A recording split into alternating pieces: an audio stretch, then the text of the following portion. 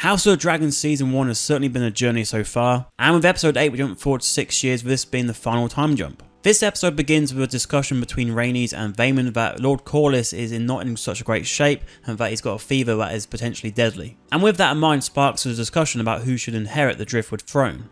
Following this we see that Syrax has produced 3 new dragon eggs. Daemon gives them to some dragon keepers and they give him a note from Baelor which tells him all about the situation in Driftmark. Daemon then relays this message to Rhaenyra, and we see in the same room that they got a maester who's played by Phil Bloody Daniels. I put my trousers on, have a cup of tea.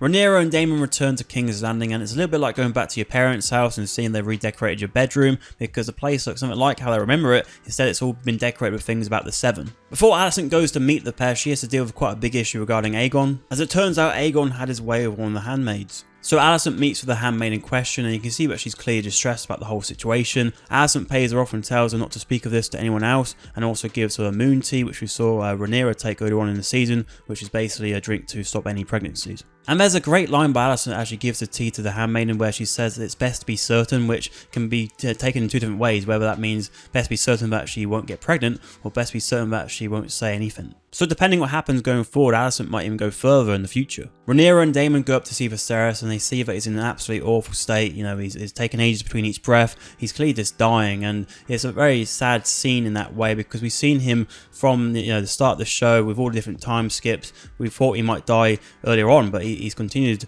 going with his illness, and I think this will definitely hit home with a lot of viewers as well, because you might have been in a situation with that personally where you've had to be next to a loved one as they're dying. What follows this is a series of fascinating discussions between our characters where we get to see a bit more in depth of each side, like we have Vaemond speak to Otto and Alicent, and we have Rhaenyra speak to Rhaenys, which sets up perfectly the standout scene in the throne room. This was so enjoyable to watch because we have Otto as Hand taking control of the situation. We get to hear both sides, and then we have Viserys at the door coming through, for his last walk to the throne, and it was amazingly well done with the music as well. And to see this weak king, we've seen him throughout the whole series as a weak king, be so strong in his final days was just inspiring to watch and very emotional. And when his crown falls off his head and Daemon helps him to the throne and then puts the crown back on his head, apparently that was all improvised, which I think was perfect. I think it actually worked really well, so I'm glad they had that in there. And then shout out to Will Johnson who played Vaemond, because this was an absolutely intense scene where he's standing up for his house, he's standing up for his bloodline, he's standing up to King Viserys,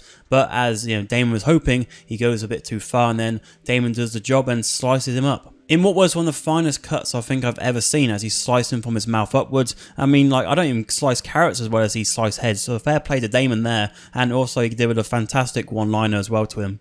He can keep his tongue. Later we get a family dinner scene, and I thought this was first of all perfect because of all the different time skips here and there. It was great to see the whole family round the table so we could sort of have a clear view of who's who now. And it gave Viserys a chance to be around his family, and it really showed with this speech that he is the glue of the Targaryen family. He's the head of the family, he's not just a king, but he's a father, brother, grandfather, you name it. And I thought how this was delivered by Paddy Considine was brilliant. In this scene, I was like, this guy needs an award. And with Paddy Considine, he's been in many things over the years, like Peaky Blinders for example, and many bit part roles, but to see him have a major role here with King Viserys and absolutely nail it is just great to see, and I hope he gets a lot more work from it. Plus, that's another member of the Hot Fuzz cast who's absolutely killed it in Westeros.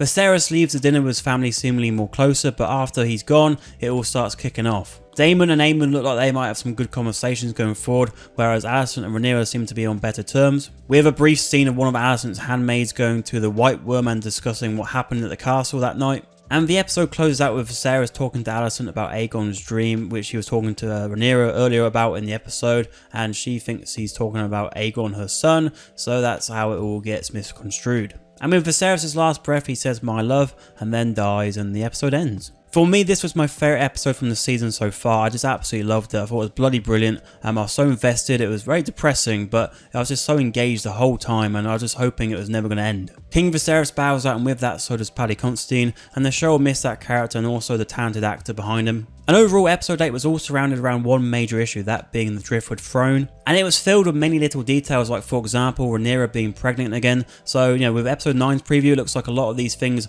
are going to be developed in the next episode and also with the finale. But yeah, House of the Dragon continues to be my favourite show on TV right now. It's just so good. But let me know your thoughts in the comments below. Is this also your favourite episode? And if you're looking for something else to watch on screen right now, is our review for the penultimate episode of The Rings of Power.